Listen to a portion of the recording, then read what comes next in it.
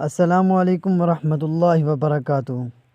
ناظرین، اس کتاب میں خاص توجہ پی ایل او کے چیئرمین یاسر عرفات کو 1982 میں قتل کرنے کے فیصلے پر ہے۔ کتاب میں لکھا ہے کہ اسرائیلی وزیر دفاع ایریل شیرون اور اسرائیلی ڈیفنس فورسز کے chief of staff lieutenant general Rafael Eitan نے یاسر عرفات کو اس وقت قتل کرنے کا منصوبہ بنایا جب مناخم بیگن وزیر اعظم تھے۔ اس وقت کے فضائیہ کے سربراہ ڈیوڈ ایوری کو اس آپریشن کے بارے میں تحفظات تھے، کیونکہ وہ سمجھتے تھے کہ اگر اس جہاز میں عرفات نہ ہوئے تو سویلین جہاز گرانا جنگی جرائم کے زمرے میں آئے گا۔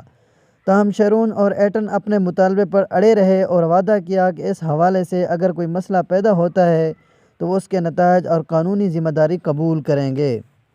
22 اکتوبر 1982 کو موساد کو پی ایل او کے 2 مخبروں سے معلومات ملیں کہ یاسر عرفات اگلے روز نجی طیارے سے ایتھنز کے قاہرہ جائیں گے۔ 2 موساد ایجنٹوں کو ایتھنز ایئرپورٹ بھیجا گیا کہ وہ اس بات کی تصدیق کریں کہ یاسر عرفات جہاز پر سوار ہو گئے ہیں۔ اسرائیلی فضائیہ کے 2 F-15 طیاروں نے اڑان بھری، لیکن اس وقت بھی فضائیہ کے سربراہ کو اس اطلاع پر شک تھا۔ تاہم موساد اس بات کی تصدیق کر رہا تھا کہ جہاز پر سوار ہونے والا شخص یاسر عرفات ہی تھا۔ ناظرین، یہی تھی آج کی ویڈیو۔ اگر ویڈیو ہو آپ کو پسند تو آپ نے ہمارا چینل ضرور سبسکرائب کرنا ہے تاکہ اس طرح کی کوئی بھی ویڈیو اپلوڈ ہو تو آپ تک بآسانی پہنچتی رہے۔ والسلام۔